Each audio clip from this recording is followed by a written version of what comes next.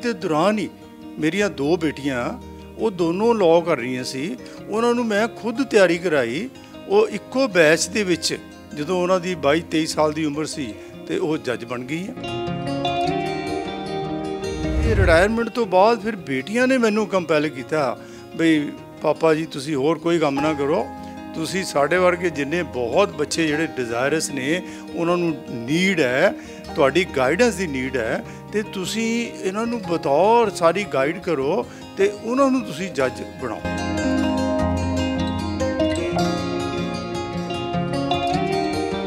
Total हुण तक मेरे जिहड़े पढ़ाए हुए ने अपने बच्चे, क्योंकि मैं उन्होंने अपने बच्चे समझदा, कोई स्टूडेंट नहीं है मेरे, कोई अपने बच्चे ने 35 बच्चे जिहड़े ने वो हुण मेरे जज बन गए ने।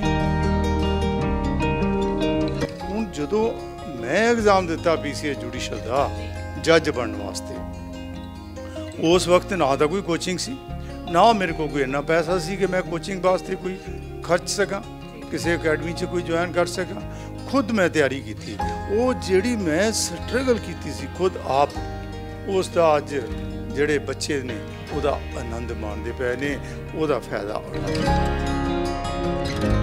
लॉ करन तो बाद फिर बच्चे मेरे को जो आते हैं, 1 साल मैं अपने कोल रखदा बच्चों नूं। 26 टॉपिक ने, 26 टॉपिक मैं खुद ही कराने आप उन्होंने, कला कला टॉपिक वो इन्ना ट्रेंड करना कले कले बच्चे ने, फिर उन्होंने प्रैक्टिकली बच्चे नूं ट्रेन करके जज की कुर्सी पर बिठाना। साडा कोर्ट रूम अपना है, अपना कोर्ट रूम है, तो कुछ बच्चों को ट्रेन करके बतौर वकील उन्होंने आर्गूमेंट कराने। कोर्ट पूरी साड़ी पखी हुई होंगी है, उत्थे इंटरव्यू जाने तो पहला मैं इत्थे ही उन्होंने इंटरव्यू च पूरी ट्रेन कर देना, जो सवाल उन्होंने पूछने ने बच्चा इत्थे ही सवाल सारे जवाब दिंदा। तोते वांगू बच्चे नूं इन्ना ट्रेन करीदा कि उत्थों दे जिहड़े जज उन्हां दी इंटरव्यू लैण तो वो ये सोचन भी इस बच्चे नूं जे असीं जज ना बनाया तो इहदे नाल असीं बेइंसाफी करांगे।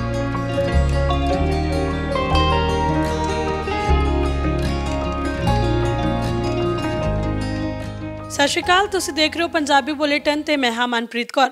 ਅੱਜ ਅਸੀਂ ਤੁਹਾਡੀ ਮੁਲਾਕਾਤ ਕਰਵਾਉਣ ਜਾ ਰਹੇ ਹਾਂ ਜਲੰਧਰ ਦੀ ਇੱਕ ਇਹੋ ਜਿਹੀ ਸ਼ਖਸੀਅਤ ਦੇ ਨਾਲ ਜੋ ਕਿ ਰਿਟਾਇਰ ਜੱਜ ਵੀ ਨੇ, ਇੱਕ ਐਡਵੋਕੇਟ ਵੀ ਨੇ ਤੇ ਨਾਲ ਦੀ ਨਾਲ ਇੱਕ ਪ੍ਰੋਫੈਸਰ ਵੀ ਨੇ, ਤੇ ਹੁਣ ਤੱਕ ਪਤਾ ਨਹੀਂ ਕਿੰਨੇ ਕੁ ਬੱਚਿਆਂ ਨੂੰ ਇਹ ਬਤੌਰ ਜੱਜ ਜਿਹੜਾ ਉਹਨਾਂ ਦਾ ਫਿਊਚਰ ਬ੍ਰਾਈਟ ਕਰ ਚੁੱਕੇ ਨੇ, ਜੱਜ ਬਣਾ ਚੁੱਕੇ ਨੇ। ਸੋ ਸਾਡੇ ਨਾਲ ਇਸ ਸਮੇਂ ਮਿਸਟਰ RL ਚੌਹਾਨ ਜੀ, ਸੋ ਉਹਨਾਂ ਦੇ ਨਾਲ ਅਸੀਂ ਗੱਲਬਾਤ ਕਰਦੇ ਹਾਂ ਤੇ ਜਾਣਦੇ ਹਾਂ ਉਹਨਾਂ ਦੀ ਨਿੱਜੀ ਜ਼ਿੰਦਗੀ ਦੇ ਬਾਰੇ ਵੀ ਅੱਜ ਗੱਲਬਾਤ ਕਰਦੇ ਹਾਂ ਤੇ ਉਹਨਾਂ ਦੇ ਪ੍ਰੋਫੈਸ਼ਨ ਦੇ ਬਾਰੇ ਵੀ ਅੱਜ ਇਹਨਾਂ ਦੇ ਨਾਲ ਗੱਲਬਾਤ ਕਰਾਂਗੇ। ਸੋ ਸਭ ਤੋਂ ਪਹਿਲਾਂ ਤਾਂ ਸਰ ਬਹੁਤ ਬਹੁਤ ਸਵਾਗਤ ਜੀ ਤੁਹਾਡਾ। थैंक यू, सत श्री अकाल जी दर्शकों।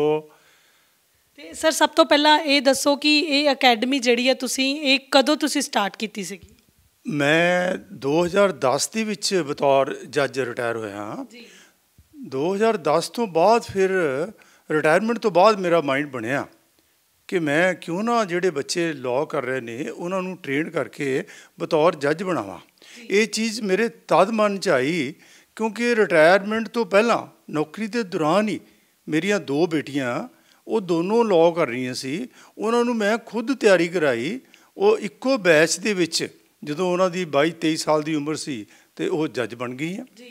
तो रिटायरमेंट तो बाद फिर बेटियां ने मैनू कंपैल किया बई पापा जी तुसी होर कोई काम ना करो, तुसी साढ़े वर्गे जिन्ने बहुत बच्चे जिहड़े डिजायरस ने उन्होंने नीड है, ਤੁਹਾਡੀ ਗਾਈਡੈਂਸ ਦੀ ਨੀਡ ਹੈ, ਤੇ ਤੁਸੀਂ ਇਹਨਾਂ ਨੂੰ ਬਤੌਰ ਸਾਰੀ ਗਾਈਡ ਕਰੋ ਤੇ ਉਹਨਾਂ ਨੂੰ ਤੁਸੀਂ ਜੱਜ ਬਣਾਓ। ਇਸ ਕਰਕੇ ਫਿਰ ਮੈਂ ਉਸ ਤੋਂ ਬਾਅਦ 2011 'ਚ ਸਟਾਰਟ ਕੀਤਾ ਬੱਚਿਆਂ ਨੂੰ। ਸਭ ਤੋਂ ਪਹਿਲਾਂ ਮੇਰਾ ਸਟੂਡੈਂਟ ਇੱਕ ਸੁਮਨ ਅਗਨੀਹੋਤਰੀ ਸੀ, ਉਹ ਸਿਲੈਕਟ ਹੋਈ। ਹੁਣ ਤੱਕ ਮੇਰੇ ਬੱਚੇ ਜਿਹੜੇ 28 ਬੱਚੇ ਸਿਲੈਕਟ ਹੋ ਚੁੱਕੇ ਨੇ, 28 ਬੱਚੇ ਜੱਜਾਂ ਦੀਆਂ ਕੁਰਸੀਆਂ 'ਤੇ ਬੈਠੇ ਨੇ। ਹੁਣ ਰਿਜ਼ਲਟ ਆਇਆ ਕੁਝ ਦਿਨ ਪਹਿਲਾਂ, ਉਹਦੇ ਵਿੱਚ 6 ਬੱਚੇ ਜਿਹੜੇ ਨੇ ਉਹ ਬਤੌਰ ਜੱਜ ਪੰਜਾਬ ਦੇ ਵਿੱਚ ਸਿਲੈਕਟ ਹੋਏ ਨੇ। ਇੱਕ ਬੱਚਾ ਜਿਹੜਾ ਉਹ ਦਿੱਲੀ ਦੇ ਵਿੱਚ ਸਿਲੈਕਟ ਹੋਇਆ। ਟੋਟਲ ਹੁਣ ਤੱਕ ਮੇਰੇ ਜਿਹੜੇ ਪੜ੍ਹਾਏ ਹੋਏ ਨੇ ਆਪਣੇ ਬੱਚੇ, ਕਿਉਂਕਿ ਮੈਂ ਉਹਨਾਂ ਨੂੰ ਆਪਣੇ ਬੱਚੇ ਸਮਝਦਾ, ਕੋਈ ਸਟੂਡੈਂਟ ਨਹੀਂ ਹੈ ਮੇਰੇ, ਕੋਈ ਆਪਣੇ ਬੱਚੇ ਨੇ। 35 ਬੱਚੇ ਜਿਹੜੇ ਨੇ ਉਹ ਹੁਣ ਮੇਰੇ ਜੱਜ ਬਣ ਗਏ ਨੇ। ਅੱਛਾ, ਕਈ ਵਾਰੀ ਇਸ ਤਰ੍ਹਾਂ ਹੁੰਦਾ ਜਦੋਂ ਬੱਚੇ ਨੇ ਤਿਆਰੀ ਕੀਤੀ ਹੈ ਤਾਂ ਫਿਰ ਕਈ ਹੋਰ ਪੇਪਰ ਵੀ ਦਿੰਦਾ ਬੱਚਾ, ਤਾਂ ਉਹਦੇ ਵਿੱਚ ਪਬਲਿਕ ਪ੍ਰੋਸੀਕਿਊਟਰ बच्चे बने हुए ने 20 बच्चे मेरे ਇਹੋ ਜਿਹੇ ਨੇ ਜਿਹੜੇ ਪਬਲਿਕ ਪ੍ਰੋਸੀਕਿਊਟਰ ਦੇ ਤੌਰ ਤੇ ਕੰਮ ਕਰ ਰਹੇ ਨੇ ਐਟ ਪ੍ਰੈਜ਼ੈਂਟ ਸਾਰੇ ਪੰਜਾਬ ਦੇ ਵਿੱਚ। ਕਿਉਂਕਿ ਜਦੋਂ ਮੈਂ ਨੌਕਰੀ ਕੀਤੀ ਹੈ 40 ਸਾਲ ਦੀ ਮੇਰੀ ਨੌਕਰੀ ਹੈ, 40 ਸਾਲ ਪੰਜਾਬ ਸਰਕਾਰ ਦੀ ਮੈਂ ਸੇਵਾ ਕੀਤੀ ਹੈ। 40 ਸਾਲਾਂ 'ਚ ਜੋ ਮੈਂ ਤਜਰਬਾ ਹਾਸਲ ਕੀਤਾ ਉਹ ਤਜਰਬਾ ਮੈਂ ਬੱਚਿਆਂ ਦੇ ਨਾਲ ਸ਼ੇਅਰ ਕਰਦਾ। ਕਿਉਂਕਿ ਮੈਂ ਸੋਚਦਾ ਕਿ ਜੋ ਪ੍ਰੋਬਲਮ ਮੈਨੂੰ ਆਈ ਹੈ, ਕਿਉਂਕਿ ਮੈਂ ਬਹੁਤ ਪ੍ਰੋਬਲਮ ਫੇਸ ਕੀਤੀ, ਉਹ ਪ੍ਰੋਬਲਮ ਬੱਚੇ ਨਾ ਫੇਸ ਕਰਨ, ਉਹਨਾਂ ਨੂੰ ਕਿਸੇ ਤਰ੍ਹਾਂ ਦੀ ਪ੍ਰੋਬਲਮ ਨਾ ਆਵੇ। ਤੋ ਇਸ ਤਰੀਕੇ ਦੇ ਨਾਲ ਮੇਰੀ ਅਕੈਡਮੀ ਚੱਲ ਰਹੀ ਜੀ। ਸੋ ਸਰ ਤੁਸੀਂ ਦੱਸਿਆ ਜਿਵੇਂ ਕਿ 40 ਸਾਲ ਤੁਸੀਂ ਬਤੌਰ ਜੱਜ ਜਿਹੜੀ ਆਪਣੀ ਸੇਵਾ ਨਿਭਾਈ ਆ, ਉਸ ਦੇ ਦੌਰਾਨ ਤੁਹਾਨੂੰ ਬਹੁਤ ਸਾਰੀਆਂ ਮੁਸ਼ਕਲਾਂ ਜਿਹੜੀਆਂ ਉਹਨਾਂ ਨੂੰ ਫੇਸ ਕਰਨਾ ਪਿਆ। ਸੋ ਕਿੱਦਾਂ ਦੀਆਂ ਉਹ ਮੁਸ਼ਕਲਾਂ ਸੀਗੀਆਂ ਸਾਡੇ ਦਰਸ਼ਕਾਂ ਨਾਲ ਪਲੀਜ਼ ਸ਼ੇਅਰ ਕਰੋ। ਮਨਪ੍ਰੀਤ ਸਵਾਲ ਤੁਹਾਡਾ ਬਹੁਤ ਅੱਛਾ, ਥੋੜ੍ਹਾ ਜਿਹਾ ਜਵਾਬ ਵੀ ਲੈਂਥੀ ਹੋਏਗਾ ਕਿਉਂਕਿ ਦੇਖੋ ਮੈਂ ਬਹੁਤ ਹੀ ਗਰੀਬ ਫੈਮਿਲੀ ਨੂੰ ਬਿਲੋਂਗ ਕਰਦਾ। ਜਦੋਂ ਮੈਂ 10ਵੀਂ ਪਾਸ ਕੀਤੀ ਮੈਟ੍ਰਿਕ 69 ਦੇ ਵਿੱਚ, ਤਾਂ ਪੇਰੈਂਟਸ ਕਹਿੰਦੇ ਵੀ ਸਾਡੇ ਕੋਲ ਕੋਈ ਪੈਸਾ ਨਹੀਂ ਹੈ ਹੁਣ ਤੈਨੂੰ ਪੜ੍ਹਾਉਣ ਦੇ ਨਹੀਂ, ਨਾ ਅਸੀਂ ਤੈਨੂੰ ਕੋਈ ਕਿਤਾਬ ਲੈ ਕੇ ਦੇ ਸਕਦੇ ਹਾਂ, ਅਤੇ ਸਾਡੇ ਨਾਲ ਹੀ ਜੋ ਅਸੀਂ ਲੇਬਰ ਦਾ ਕੰਮ ਕਰਦੇ ਨੇ ਉਹ ਲੇਬਰ ਦੇ ਵਿੱਚ ਹੀ ਸਾਡੇ ਨਾਲ ਕੰਮ ਕਰੋ ਤੁਸੀਂ। ਤਾਂ ਮੈਂ 6 ਮਹੀਨੇ ਦਾ ਟਾਈਮ ਪੇਰੈਂਟਸ ਦੇ ਕੋਲੋਂ ਮੰਗਿਆ ਕਿ ਮੈਨੂੰ ਤੁਸੀਂ 6 ਮਹੀਨੇ ਦਿਓ। ਤਾਂ 6 ਮਹੀਨੇ 'ਚ ਮੈਂ ਫਿਰ ਆਪਣੀ ਟਾਈਪ ਪੂਰੀ ਜਿਹੜੀ ਆ ਟਾਈਪ ਦੇ ਵਿੱਚ ਆਪਣੇ ਆਪ ਨੂੰ ਮਾਸਟਰ ਬਣਾ ਲਿਆ, ਐਗਜ਼ਾਮ ਦਿੱਤਾ। ਤਾਂ 18 ਸਾਲ ਦੀ ਉਮਰ 'ਚ ਮੇਰੀ ਸਿਲੈਕਸ਼ਨ ਹੋ ਗਈ ਬਤੌਰ ਸਟੈਨੋਗ੍ਰਾਫਰ। ਤਾਂ ਮੈਂ ਕਪੂਰਥਲੇ ਮੇਰੀ ਪੋਸਟਿੰਗ ਹੋਈ। ਅਤੇ ਉਹ ਜਿਹੜੀਆਂ ਮੈਂ ਮੁਸ਼ਕਲਾਂ ਫੇਸ ਕੀਤੀਆਂ ਕਿਉਂਕਿ ਉਸ ਤੋਂ ਬਾਅਦ ਜਦੋਂ ਇਹਨਾਂ ਨੇ ਮੈਂ ਕੀਤੀ ਆਪਣੇ 10th ਕਲਾਸ, ਅਤੇ ਮੇਰੇ ਨਾਲ ਦੇ ਕੁਲੀਗ ਕੋਈ BA ਸੀ, ਕੋਈ MA ਸੀ, ਤਾਂ ਮੈਨੂੰ ਬੜਾ ਹਿਊਮਿਲੇਸ਼ਨ ਹੋਣੀ। ਮੈਂ ਈਵਨਿੰਗ ਕਲਾਸਿਸ ਜੁਆਇਨ ਕੀਤੀ। ਚੰਡੀਗੜ੍ਹ ਕੁਦਰਤੀ ਮੇਰੀ ਪੋਸਟਿੰਗ ਹੋ ਗਈ। ਚੰਡੀਗੜ੍ਹ ਪੰਜਾਬ ਯੂਨੀਵਰਸਿਟੀ ਦੇ ਵਿੱਚ ਬੜੀ ਫੈਸਿਲਿਟੀ ਰਹੀ, ਉੱਥੇ ਜਾ ਕੇ ਪ੍ਰੈਪ ਕੀਤੀ, ਫਿਰ BA ਕੀਤੀ, ਫਿਰ ਲਾਅ ਕੀਤਾ ਈਵਨਿੰਗ ਕਲਾਸਿਸ 'ਚ। ਕਿਉਂਕਿ ਮੋਰਨਿੰਗ 'ਚ ਮੈਂ ਪੜ੍ਹਦਾ ਸੀਗਾ, ਮੋਰਨਿੰਗ 'ਚ 9 ਤੋਂ 5 ਮੇਰੀ ਡਿਊਟੀ ਹੁੰਦੀ ਸੀ, 6 ਤੋਂ 9 ਕਲਾਸ ਦੇ ਵਿੱਚ ਹੁੰਦੇ ਸੀਗੇ। ਫਿਰ ਉਸ ਤੋਂ ਬਾਅਦ ਤਿਆਰੀ ਕਰਨੀ, ਫਿਰ ਕੰਪੀਟੀਸ਼ਨ 'ਚ ਆ ਗਿਆ। ਕੰਪੀਟੀਸ਼ਨ 'ਚ ਵੀ ਪਹਿਲਾਂ ਮੇਰੀ posting as district treasury officer ਹੋਈ। ਫਿਰ ਮੈਂ ਤਿਆਰੀ ਨਹੀਂ ਛੱਡੀ, ਤਿਆਰੀ ਨਾਲ ਜਾਰੀ ਰਹੀ। ਫਿਰ ਮੈਂ PCS ਐਗਜੈਕਟਿਵ 'ਚ ਵੀ ਸਿਲੈਕਟ ਹੋ ਗਿਆ, PCS ਜੁਡੀਸ਼ਲ 'ਚ ਫਿਰ ਆਏ। ਔਰ ਇਸ ਤਰੀਕੇ ਦੇ ਨਾਲ ਜੋ ਪ੍ਰੋਬਲਮ ਮੈਂ ਫੇਸ ਕੀਤੀਆਂ, ਹੁਣ ਜਦੋਂ ਮੈਂ ਐਗਜ਼ਾਮ ਦਿੱਤਾ PCS ਜੁਡੀਸ਼ਲ ਦਾ ਜੱਜ ਬਣਨ ਵਾਸਤੇ, ਉਸ ਵਕਤ ਨਾ ਤਾਂ ਕੋਈ ਕੋਚਿੰਗ ਸੀ, ਨਾ ਮੇਰੇ ਕੋਲ ਕੋਈ ਇੰਨਾ ਪੈਸਾ ਸੀ ਕਿ ਮੈਂ ਕੋਚਿੰਗ ਵਾਸਤੇ ਕੋਈ ਖਰਚ ਸਕਾਂ, ਕਿਸੇ ਅਕੈਡਮੀ 'ਚ ਕੋਈ ਜੁਆਇਨ ਕਰ ਸਕਾਂ। ਖੁਦ ਮੈਂ ਤਿਆਰੀ ਕੀਤੀ। ਉਹ ਜਿਹੜੀ ਮੈਂ ਸਟਰਗਲ ਕੀਤੀ ਸੀ ਖੁਦ ਆਪ, ਉਸ ਦਾ ਅੱਜ ਜਿਹੜੇ ਬੱਚੇ ਨੇ ਉਹਦਾ ਆਨੰਦ ਮਾਣਦੇ ਪਏ ਨੇ, ਉਹਦਾ ਫਾਇਦਾ ਉਠਾਉਂਦੇ ਪਏ। ਸੋ ਇੱਥੇ ਤੁਸੀਂ ਮਤਲਬ ਕੋਰਟਨੂਮਾ ਪੂਰਾ ਬਣਾਇਆ ਹੋਇਆ, ਤਾਂ ਕਿਸ ਤਰੀਕੇ ਦੇ ਨਾਲ ਤੁਸੀਂ ਸਟੂਡੈਂਟਸ ਨੂੰ ਟ੍ਰੇਨਿੰਗ ਦੇ ਰਹੇ ਹੋ? ਮੇਰੇ ਕੋਲ ਬੱਚੇ ਉਦੋਂ ਆਉਂਦੇ ਨੇ ਜਦੋਂ ਲਾਅ ਕੀਤਾ ਹੋਵੇ। ਜਾਂ ਤਾਂ ਲਾਅ ਜਿਹੜੀ ਹੈ 10+2 ਤੋਂ ਬੱਚਾ ਜੇ ਲਾਅ ਕਰਨਾ ਚਾਹੇ ਤਾਂ 5 ਸਾਲਾਂ 'ਚ ਲਾਅ ਕਰ ਸਕਦਾ। ਤਾਂ ਜੇ ਬੱਚੇ ਨੇ BA ਕੀਤੀ ਹੋਈ ਹੈ, BCA ਕੀਤੀ ਹੋਈ ਹੈ, BCom ਕੀਤੀ ਹੋਈ ਹੈ, ਉਸ ਤੋਂ ਬਾਅਦ ਫਿਰ 3 ਸਾਲ 'ਚ ਲਾਅ ਕਰ ਸਕਦਾ। 3 ਸਾਲਾਂ 'ਚ ਉਹਦੀ ਲਾਅ ਦੀ ਡਿਗਰੀ ਕੰਪਲੀਟ ਹੋ ਜਾਏਗੀ। ਲਾਅ ਕਰਨ ਤੋਂ ਬਾਅਦ ਫਿਰ ਬੱਚੇ ਮੇਰੇ ਕੋਲ ਜਦੋਂ ਆਉਂਦੇ ਨੇ, 1 ਸਾਲ ਮੈਂ ਆਪਣੇ ਕੋਲ ਰੱਖਦਾ ਬੱਚਿਆਂ ਨੂੰ। 1 ਸਾਲ 'ਚ ਉਹਨਾਂ ਨੂੰ ਮੈਂ ਟ੍ਰੇਨਡ ਅੱਛੀ ਤਰ੍ਹਾਂ ਕਿਉਂਕਿ ਸਾਰੇ ਸਬਜੈਕਟ, ਇਹਦਾ ਸਿਲੇਬਸ ਜੋ ਹੈਗਾ ਜੱਜ ਦਾ ਕਾਫੀ ਲੈਂਥੀ ਹੈ, 26 ਟੌਪਿਕ ਨੇ। 26 ਟੌਪਿਕ ਮੈਂ ਖੁਦ ਹੀ ਕਰਾਉਣੇ ਆਪ ਉਹਨਾਂ ਨੂੰ, ਕੱਲਾ ਟੌਪਿਕ। ਉਹਦੇ ਵਿੱਚ ਇੰਨਾ ਟ੍ਰੇਨਡ ਕਰਨਾ ਕੱਲੇ ਬੱਚੇ ਨੂੰ, ਫਿਰ ਉਹਨਾਂ ਨੂੰ ਪ੍ਰੈਕਟੀਕਲੀ ਬੱਚੇ ਨੂੰ ਟ੍ਰੇਨਡ ਕਰਕੇ ਜੱਜ ਦੀ ਕੁਰਸੀ 'ਤੇ ਬਿਠਾਉਣਾ। ਸਾਡਾ ਕੋਰਟ ਰੂਮ ਆਪਣਾ ਕੋਰਟ ਰੂਮ ਹੈ, ਅਤੇ ਕੁਛ ਬੱਚਿਆਂ ਨੂੰ ਟ੍ਰੇਨਡ ਕਰਕੇ ਬਤੌਰ ਵਕੀਲ ਉਹਨਾਂ ਨੂੰ ਆਰਗੂਮੈਂਟ ਕਰਾਉਣੇ। ਕੋਰਟ ਪੂਰੀ ਸਾਡੀ ਭਖੀ ਹੋਈ ਹੁੰਦੀ ਹੈ, ਡੈਕਰਮ ਪੂਰਾ ਕੋਰਟ ਦੇ ਵਿੱਚ ਹੁੰਦਾ। ਜੇ ਤੁਸੀਂ ਨੈੱਟ 'ਤੇ ਸਾਡੀਆਂ ਲੱਗੀਆਂ ਹੋਈਆਂ ਬੱਚਿਆਂ ਦੀਆਂ ਵੀਡੀਓ, ਵੀ ਕਿੱਦਾਂ ਬੱਚੇ ਆਪਣੀ ਬਤੌਰ ਜੱਜ ਦੀ ਡਿਊਟੀ ਨਿਭਾਉਂਦੇ ਨੇ, ਐਡਵੋਕੇਟ ਦੀ ਡਿਊਟੀ ਨਿਭਾਉਂਦੇ ਨੇ, ਕਿਉਂਕਿ ਉਹਨਾਂ ਨੂੰ ਮੈਂ ਟ੍ਰੇਨਡ ਕੀਤਾ ਹੋਇਆ ਸਾਰਾ।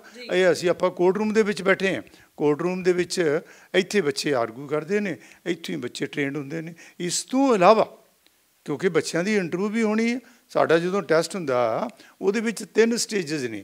ਇੱਕ ਤਾਂ ਮੁੱਢਲੀ ਪ੍ਰੀਖਿਆ ਹੈ, ਮੁੱਢਲੀ ਪ੍ਰੀਖਿਆ ਪਾਸ ਕਰਨੀ ਬਹੁਤ ਜ਼ਰੂਰੀ ਹੈ। ਉਹਦੇ ਵਿੱਚ 125 ਕੁਐਸਚਨ ਹੁੰਦੇ ਨੇ 500 ਨੰਬਰ ਦੇ, ਅਤੇ ਉਹ ਪਾਸ ਹੋਣਾ ਬੜਾ ਜ਼ਰੂਰੀ ਹੈ।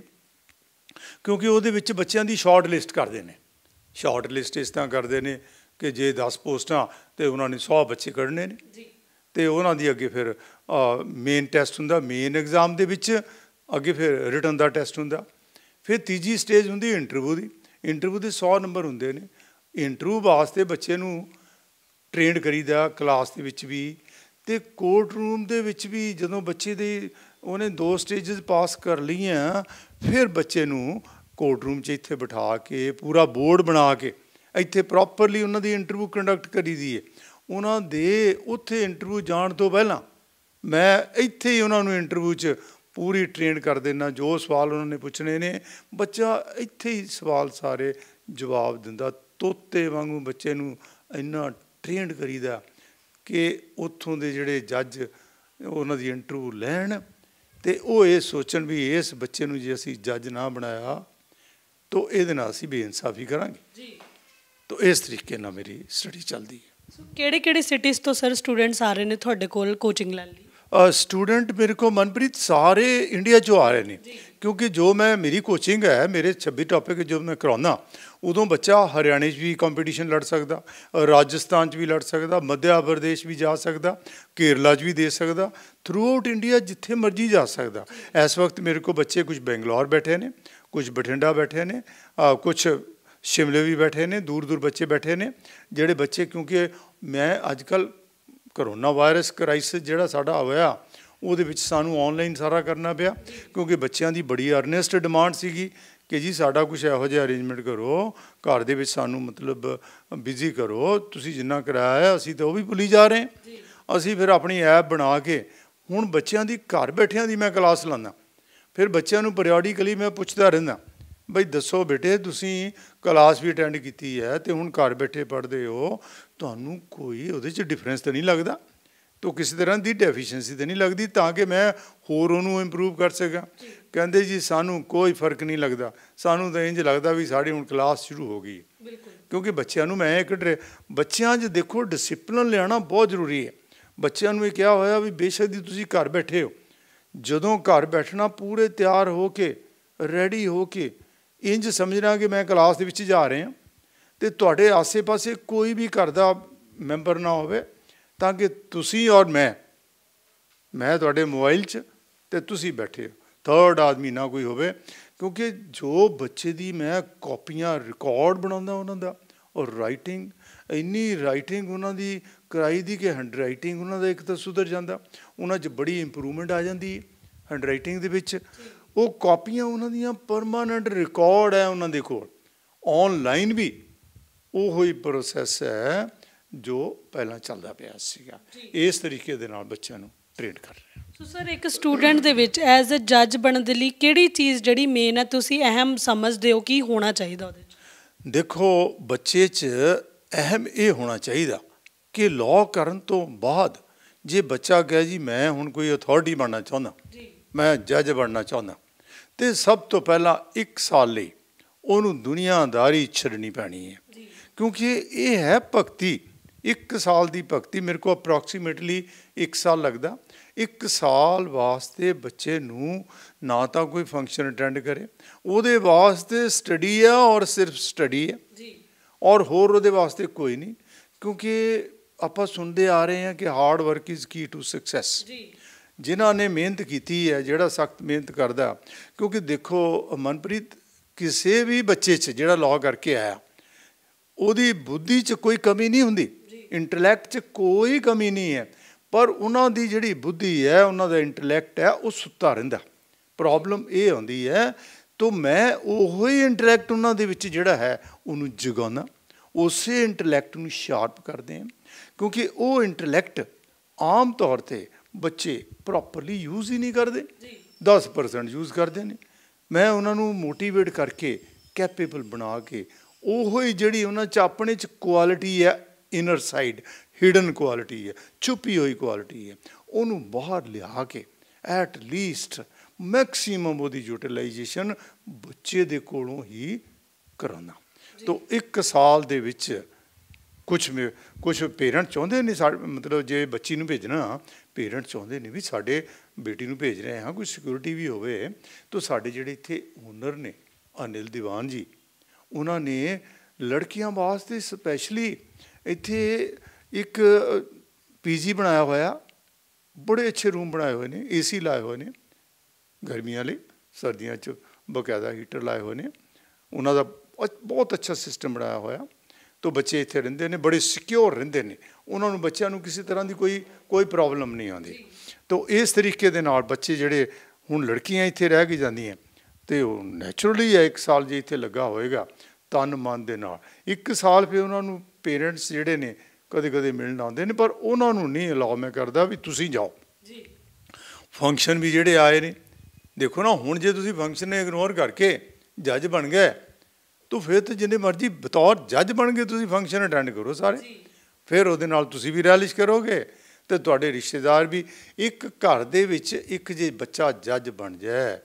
तो माँ बाप लई देखो किन्ने माण वाली गल हुंदी है हुण जिहड़े मेरे को बच्चे जज बने ने उन्हां दे पेरेंट्स मेरे को आए उन्हां दे पैर जमीन ते नहीं लगदे कुदरती गल है कि बच्चा जज बन गया तो माँ बाप जिहड़े हुण ऑलवेज उन्होंने यही कहा जाएगा बई ये जज दे मम्मी डैडी ने तो इस तरीके नाल बच्चे की जिहड़ी तैयारी होवे सो सर किवें स्टूडेंट्स जिहड़े ने तुहाडे इत्थे एडमिशन दे लई रजिस्टर करदे ने पूरा की प्रोसैस हुंदा जे 1 साल तुसीं लगवांदे हो तो की चार्जिस जिहड़े ने तुसीं स्टूडेंट्स कोलों मतलब लैंदे हो देखो साडे कोल जदों स्टूडेंट आउंदे ने ना जदों भी कोई स्टूडेंट आउंदा इत्थों लॉ करके आउंदे ने लॉ करके पहला तो उन्हों मन बनाई दा उन्होंने कोलों पहला तो फीस कोई चार्ज नहीं करी दी उन्होंने पहला ये कहीदा भी 10 दिन तुसीं साढ़े को बैठो क्लासां अटेंड करो 10 दिन च देखो बई क्या वाकई इस अकैडमी च कोई कैपेबिलिटी हैगी है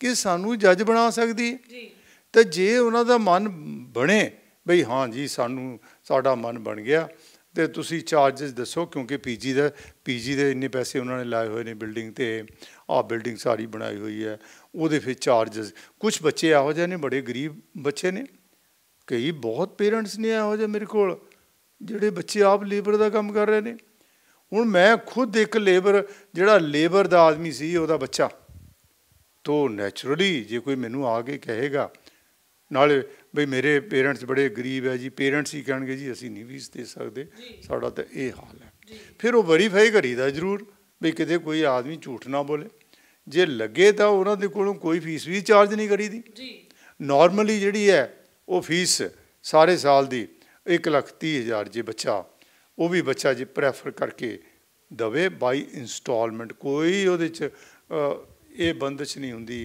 कई बारी बच्चे कहंदे ने कि असी देखो जी फीस कट्ठी नहीं दे सकते बाई इंस्टॉलमेंट जिदा जिदा भी है कुछ बच्चे नहीं भी दे सकते नथिंग टू वरी कुछ फैमिलीज़ मेरे को इहो जी हैं जिन्हां दे विच कोई भी बच्चे कोलों असीं चार्ज नहीं किया मोर ओवर साडी जिहड़ी अकैडमी है इत्थे एक कमर्शियल नहीं है क्योंकि असीं कदे ऐड नहीं की आ भी हुण तुसीं खुद आप देखिया भी इत्थों बच्चे 35 बच्चे जज बने ने इट मीनस कि कुछ ना कुछ उत्थे कार्रवाई हो रही है बच्चों को किवें ट्रेंड किया जा रहा असी जरा अकैडमी च आए तुसी आए यू आर वेलकम हीयर वो सारी हुण आपां कोर्ट रूम च देख रहे हैं तो तुहानूं को बच्चों दी सारियां वीडियो भी दिखाइयां भी देखो किदां बच्चे ट्रेंड करते हैं साडा मेन एम ये है कि बच्चे च वो क्वालिटी पैदा करो कि जदों बच्चा जज की कुर्सी पर बैठा होवे तो सारे वकील कहण बई जज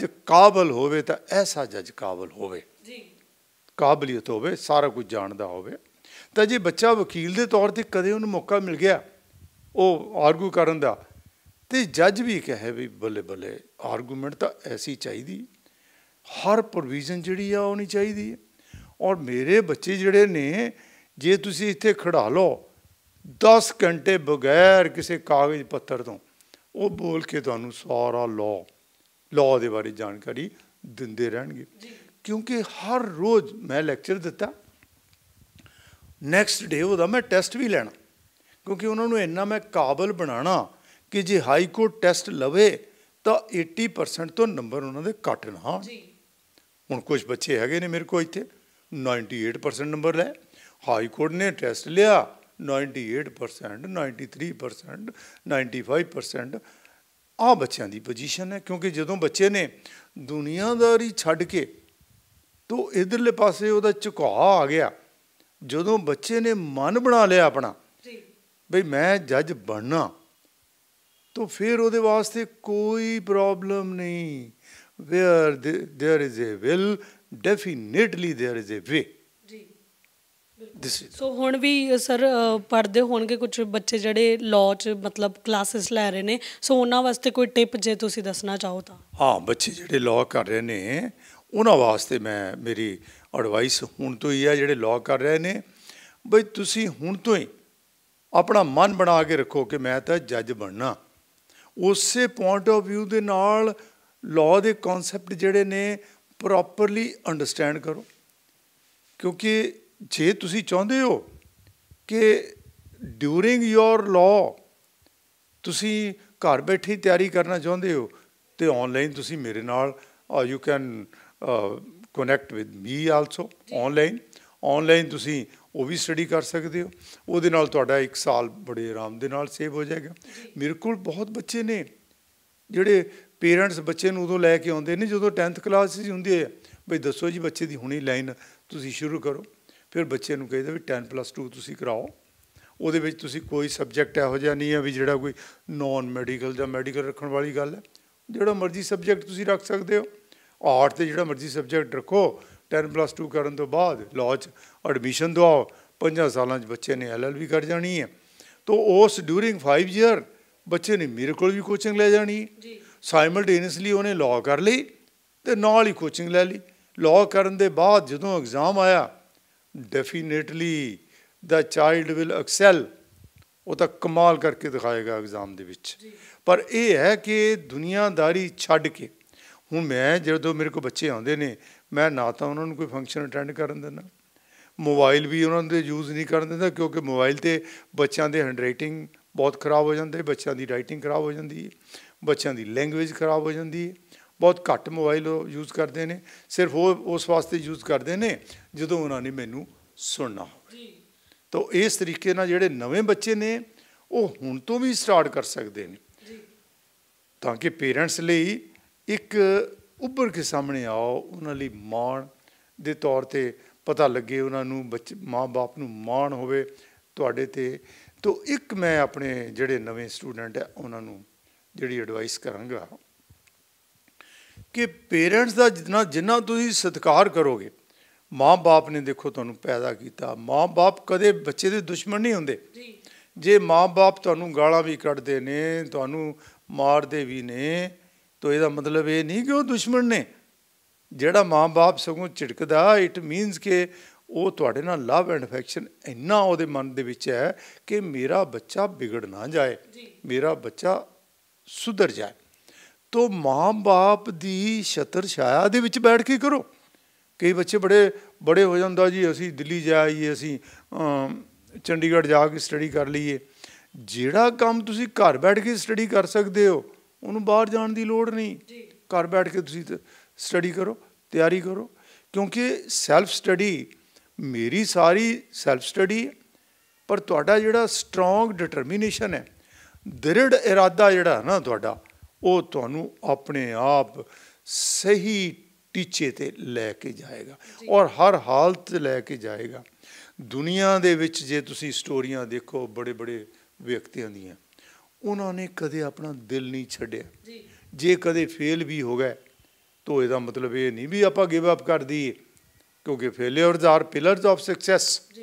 ਉਹਨੂੰ ਸਗੋਂ ਇਹ ਦੇਖੋ ਵੀ ਗਲਤੀ ਕਿੱਥੇ ਹੁੰਦੀ ਹੈ। ਹੁਣ ਤੋਂ ਹੀ ਤੁਸੀਂ ਜਿਹੜੇ ਬੱਚੇ ਪੜ੍ਹ ਰਹੇ ਨੇ ਉਹਨਾਂ ਨੂੰ ਹੁਣ ਤੋਂ ਹੀ ਲਾਈਨ 'ਤੇ ਆ ਕੇ ਜਿਹੜੇ ਪੇਰੈਂਟਸ ਹੈ, ਪੇਰੈਂਟਸ ਨੂੰ ਵੀ ਥੋੜ੍ਹੀ ਜਿਹੀ ਹੈਲਪ ਕਰਨੀ ਚਾਹੀਦੀ ਹੈ ਬੱਚਿਆਂ ਦੀ। ਉਹ ਕਿਸ ਤਰੀਕੇ ਦੇ ਨਾਲ, ਬਈ ਬੱਚਾ ਜਦੋਂ ਘਰ ਆਉਂਦਾ ਤੁਹਾਡੇ ਕੋਲ, ਥੋੜ੍ਹਾ ਜਿਹਾ ਬਸ ਉਹਨੂੰ ਇੰਨਾ ਪੁੱਛੋ, ਹਾਂ ਬੇਟੇ ਅੱਜ ਕੀ ਕੁਛ ਪੜ੍ਹਿਆ, ਦਿਖਾ ਜਰਾ ਆਪਣੀਆਂ ਕਾਪੀਆਂ, ਚਾਹੇ ਚੈੱਕ ਕਰੋ ਜਾਂ ਨਾ ਕਰੋ, ਪਰ ਬੱਚੇ ਦੇ ਮਨ 'ਚ ਉੱਦਾਂ ਹੀ ਬੜਾ ਹੁੰਦਾ ਬਈ ਮੇਰੀ ਕਾਪੀ ਪਾਪਾ ਚੈੱਕ ਕਰਦੇ ਨੇ, ਸ਼ਾਇਦ ਇਹਨਾਂ ਨੂੰ ਪਤਾ ਹੀ ਹੋਵੇ ਸਾਰਾ ਕੀ ਕਰਨਾ ਕੀ ਨਹੀਂ। ਸਿਰਫ ਇਹਨਾਂ ਦੇਖਣ ਦੀ ਲੋੜ ਹੈ, 5 ਮਿੰਟ ਡਿਵੋਟ ਕਰਨ ਦੀ ਲੋੜ ਹੈ। ਆਹ ਤੇਰੀ ਦਿਖਾ ਬੇਟੇ ਕਿਹੜੀ ਕਾਪੀ ਹੈ, ਅੱਜ ਕੀ ਕੁਛ ਕੀਤਾ, ਲਿਖਿਆ ਹੀ ਦੇਖ ਲਓ। ਈਵਨ ਇਲੀਟਰੇਟ ਵੀ ਕੁਛ ਪੇਰੈਂਟਸ ਨੇ, ਕੋਈ ਇਹੋ ਜਿਹੀ ਗੱਲ ਨਹੀਂ, ਵਰੀ ਕਰਨ ਵਾਲੀ ਗੱਲ ਨਹੀਂ। ਤੁਸੀਂ ਉਹਦੀ ਕਾਪੀ ਦੇਖੋ ਉਹਦੇ 'ਚ ਕਿੰਨੇ ਪੇਜ ਲਿਖੇ ਆ। ਉੱਦਾਂ ਬੱਚੇ ਨੂੰ ਪੁੱਛ ਲਓ ਵੀ ਅੱਜ 3 ਪੇਜ ਹੀ ਲਿਖਿਆ, ਅੱਜ 5 ਪੇਜ ਹੀ ਲਿਖਿਆ। ਘੱਟੋ ਘੱਟ ਬੱਚੇ ਦੇ ਇੰਨਾ ਰਹਿੰਦਾ ਵੀ ਮਾਂ ਬਾਪ ਮੇਰੇ 'ਚ ਇੰਟਰਸਟ ਰੱਖਦੇ ਨੇ। ਹੁਣ ਮੇਰੀਆਂ ਬੱਚੀਆਂ ਸੀਗੀਆਂ, ਨਹੀਂ ਤਾਂ ਆਮ ਤੌਰ 'ਤੇ ਉਹ ਟਾਈਮ ਸੀਗਾ ਜਦੋਂ ਬੱਚੀਆਂ ਪੈਦਾ ਹੁੰਦੀਆਂ ਸੀ ਤਾਂ ਬੜੀ ਮਤਲਬ ਆਦਮੀ ਮਹਿਸੂਸ ਕਰਦਾ ਸੀ।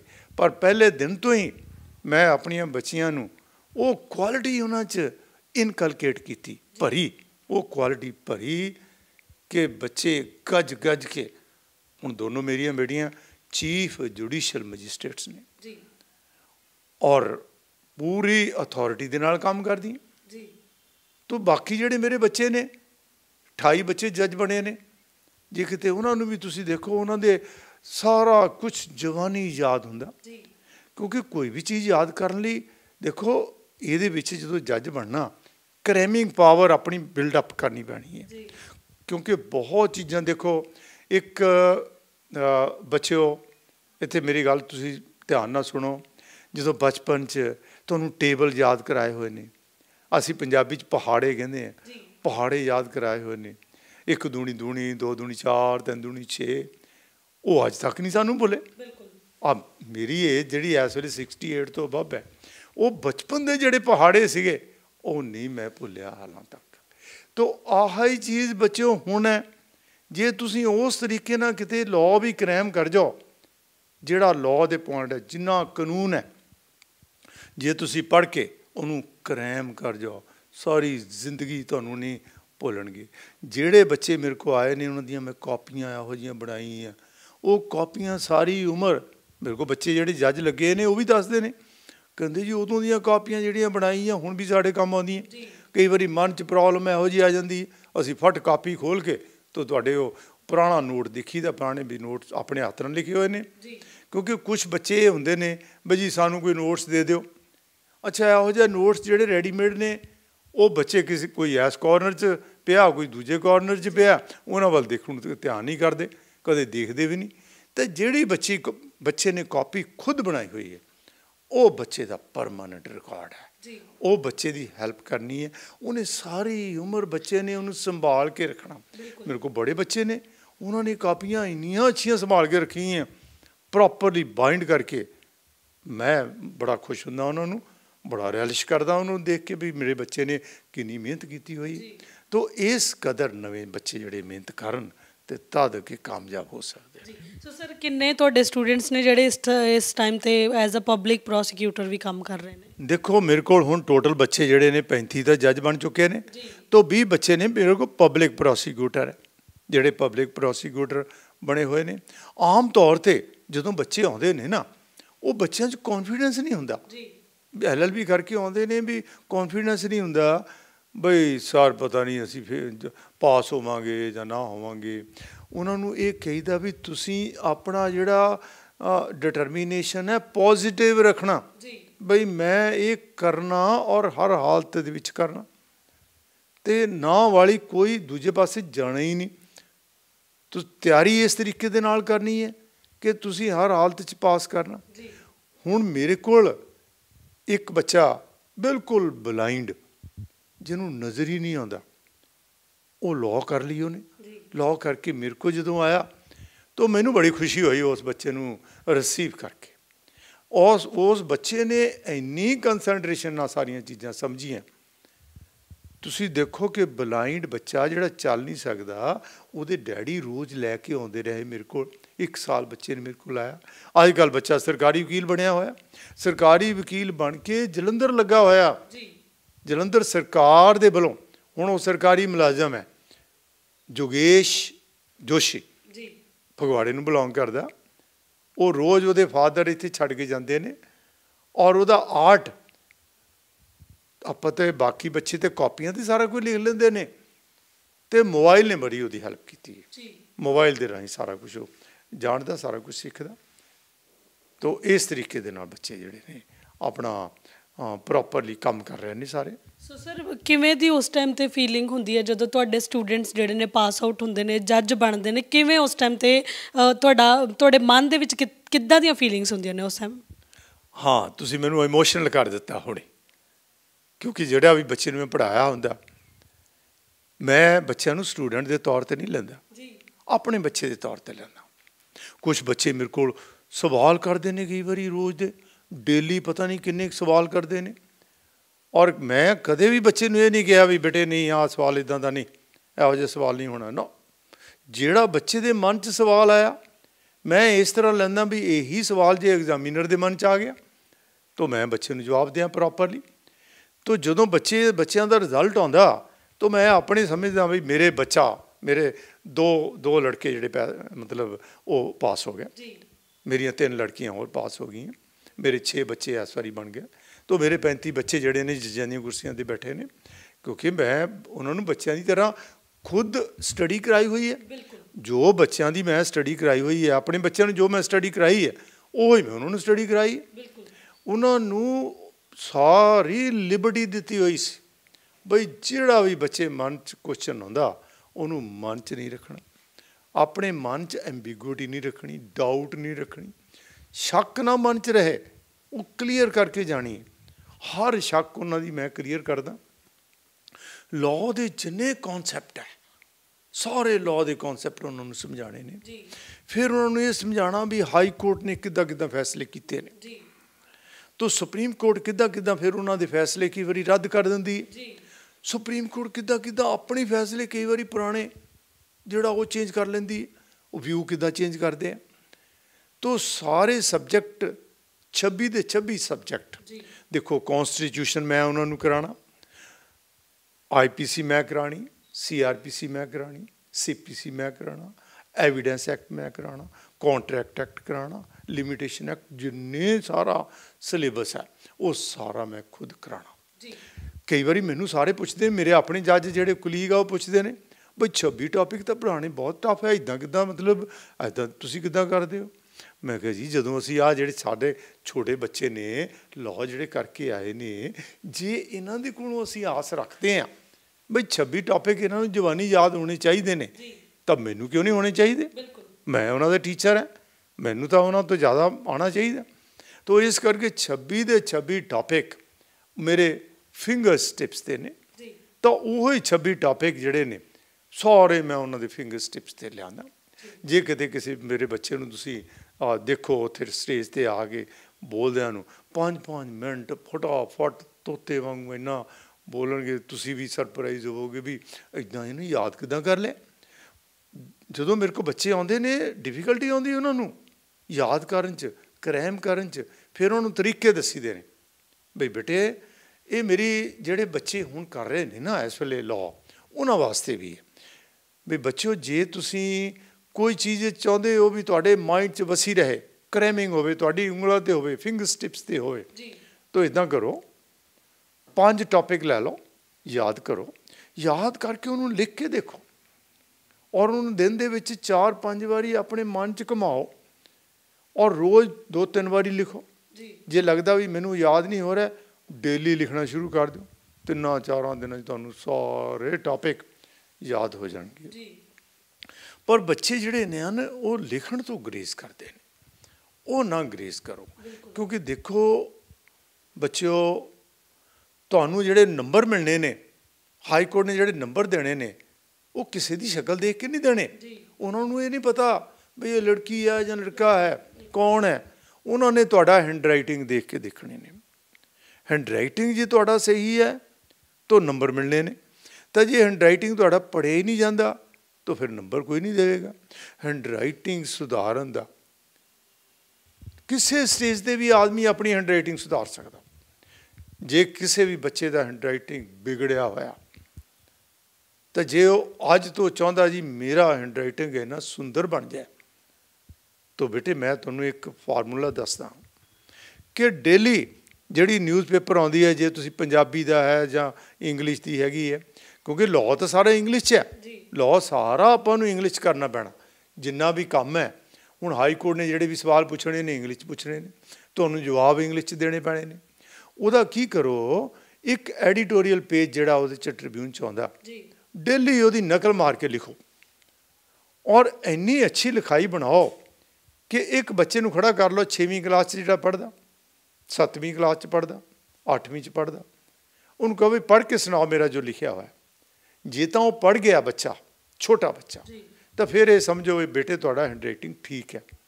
ਨਹੀਂ ਤਾਂ ਹੈਂਡ ਰਾਈਟਿੰਗ ਜਿਹੜਾ ਉਹਨੂੰ ਇੰਪਰੂਵ ਕਰੋ, जे वो पढ़न वाला बच्चा कहता जी मेरे को लफ्ज़ नहीं पढ़िया जाता, तुसी हैंडराइटिंग तुहाडा अपने आप इंप्रूव हो जाएगा जे तुसी कला कला वर्ड प्रॉपरली लिखो।